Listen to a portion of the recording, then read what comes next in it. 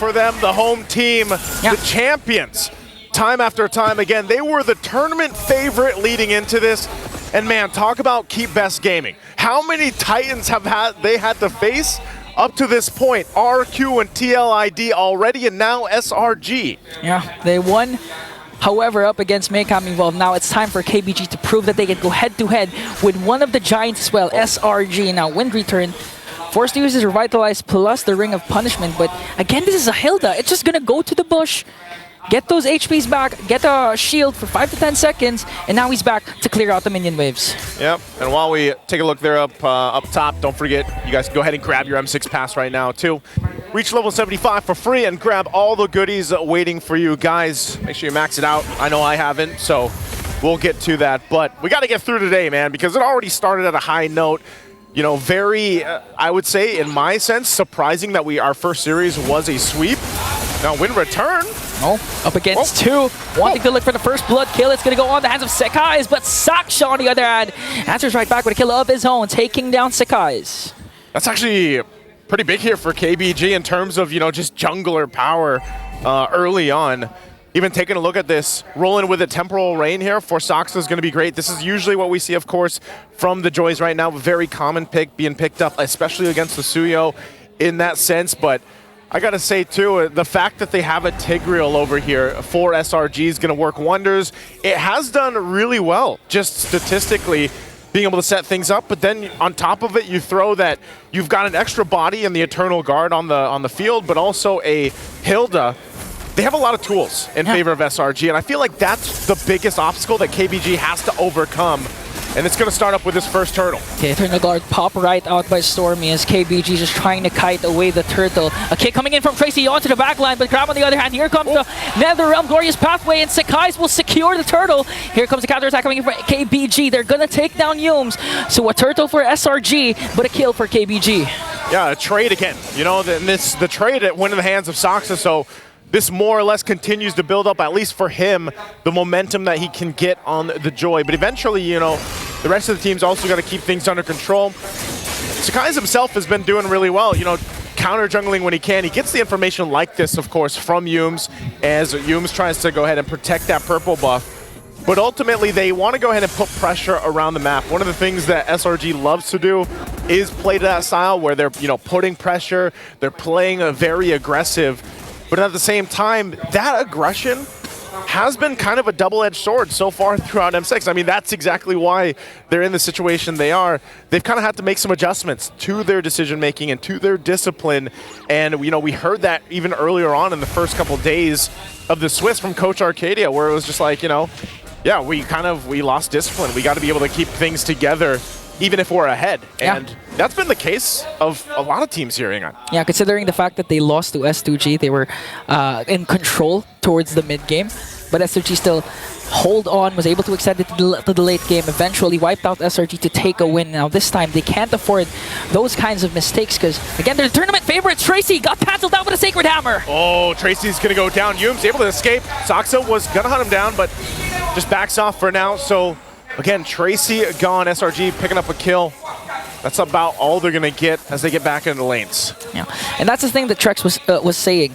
You know that Tracy is going to look for those initiations, so realistically, he's going to be out of the vicinity of the NetherRealm. Yeah. So how can you save Tracy, your main initiator, if you can't reach him? And at the same time, heads up play for Yumes actually to use the Sacred Hammer to make sure the kick is not going to connect, but this time it does! There's the kick, running the target. Yumes going to go in, dash in. Glorious Pathway already dropped down too.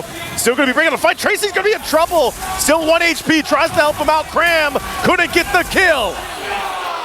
But Saksha does bring down Karam, and KBG finally. That clash was in their favor. The turtle has not yet started.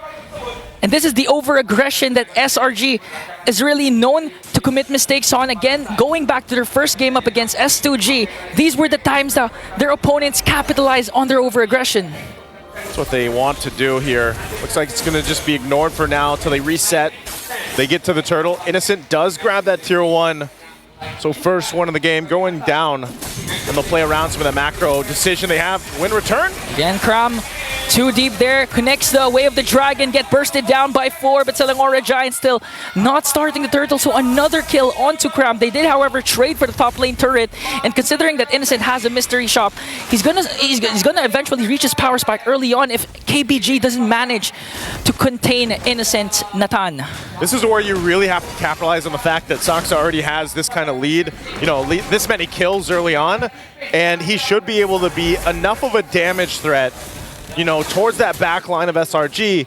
The hard part is, again, getting through Yumes, and even this Eternal Guard to an extent. I think that's why Tracy is also, he's kind of facing this obstacle and really can't find that window that he's looking for. As that second turtle gets grabbed and secured by SRG, you can see where they're starting to focus. Good return, though, up top. That's a trade objectively. Turtle for the tier 1 up top.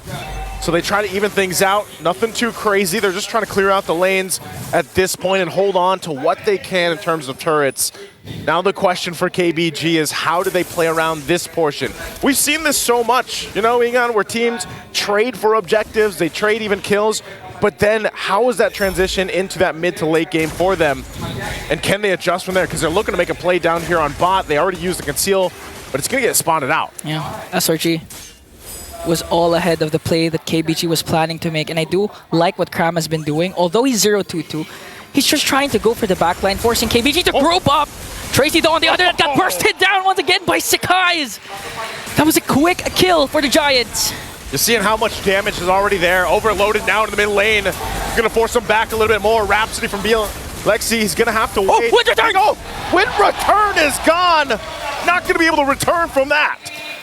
And that's a big pickup there for SRG. 2 kills plus the mid lane turret, exposing the base of KBG. And we all know that Saksha with the Joy is a scary, scary jungler when it comes, especially late game when it scales up. He did, however, start with a 4-0-0, but this might be the tempo break SRG is looking for up against KBG. And again, I like to go back to my point where in Kram, just really focusing his attention on the damage dealer, Saksha and Belexi, forcing KBG to group up. And even if they're forced to use that Netherrealm, it's not going to be used up against a huge 5v5 team fight. So that's a concept SRG is going with right now.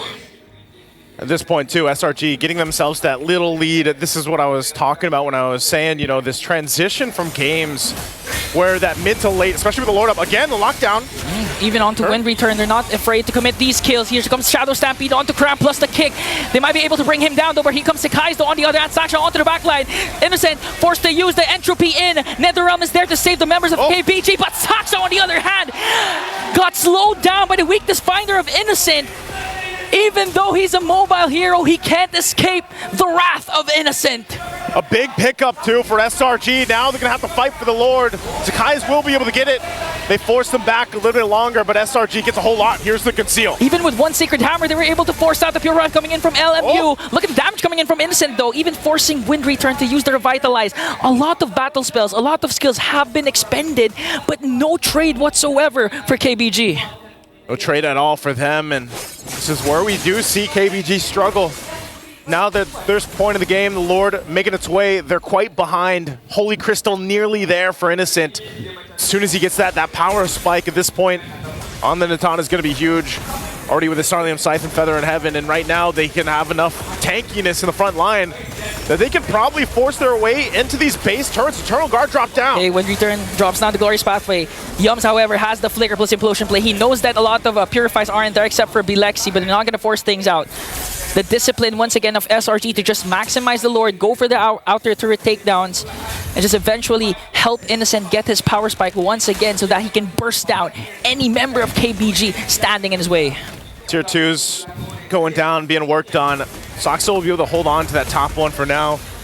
The wave's still pushing in. It is good that they hold on to the shields. Was expecting SRG to actually collapse in and try to take those down at least. They could still play around it too. The thing is, the KBG is actually able to go ahead and clear things out decently well.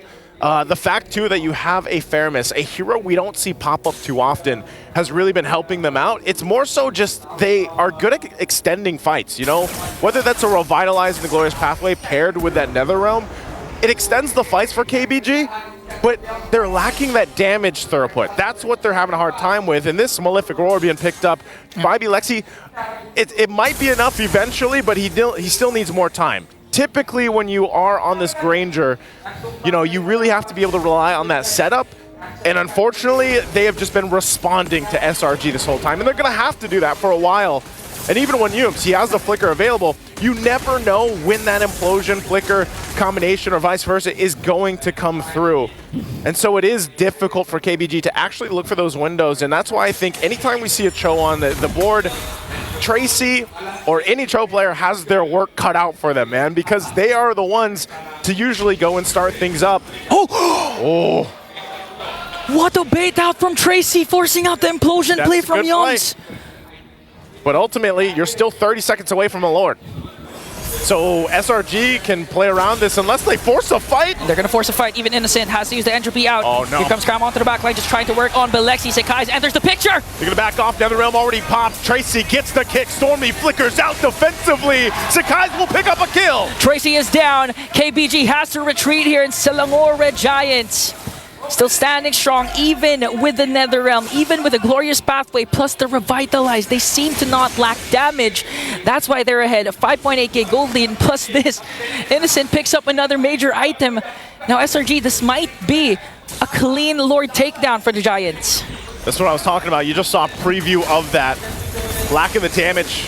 Trying to keep Wind Return at bay here. He might get collapsed down on. Now they commit the implosion. This time it's going to connect. Saksha though, trying to see if they can have an angle over this Lord, but the problem is Wind Return is down, their main front liner.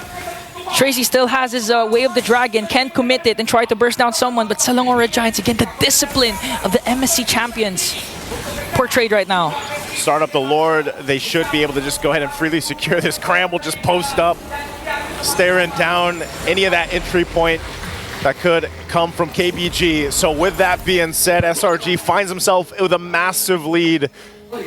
And just even in terms of damage and tankiness alone, like even their tanky heroes that they have here are enough to withstand the major damage dealers from KBG right now. So this Lord will definitely get them knocking on these base turrets down.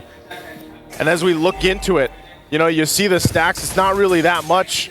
He doesn't have, I mean, he's got BOD, he's got Malefic Roar, but still working on the next Hunter Strike too. But it just seems like even those shots, the Rhapsody, the Destinata, just not enough to deal with the front line, whether that's Cram or not. Cram, most of the time, he's just sprinting on into all the shots, you know, soaking everything up, because that's like literally his job.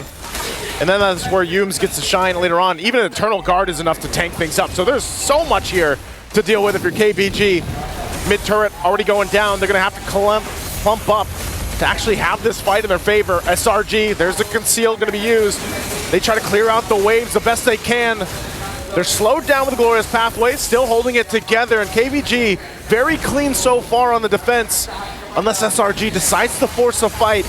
So far, so good. Let me use, got to go back. There's Tracy with the kick. Still holding on to the Way of the Dragon. Wow. Not able to capitalize on that, but right now, trying to hold on to the base turrets the best they can. Okay, they take down one bottom lane inhibitor turret. Important to note that Yums again has his flicker. Here comes the Way of Dragon connecting onto Yums. Hasn't casted an implosion yet, but here comes the NetherRealm. KBG trying to respawn, but Selangor Giants' damage is just there. They're going to keep SRG at bay without losing any casualties, and they manage to save their top lane inhibitor turret. Wow, KBG, despite being down almost 10,000 gold, will have a defense. Saxa, you gotta be careful here. Oh, he's actually gonna go? Whoa! Whoa! Sekai's with a stun and Innocent with the damage brings down Saksha. Now this might be an opening for SRG. Yums again has his flicker, gonna wait for the implosion to be up. Wow, an unfortunate play from KBG. KBG, I was saying, you know, great defense, but then now down a member.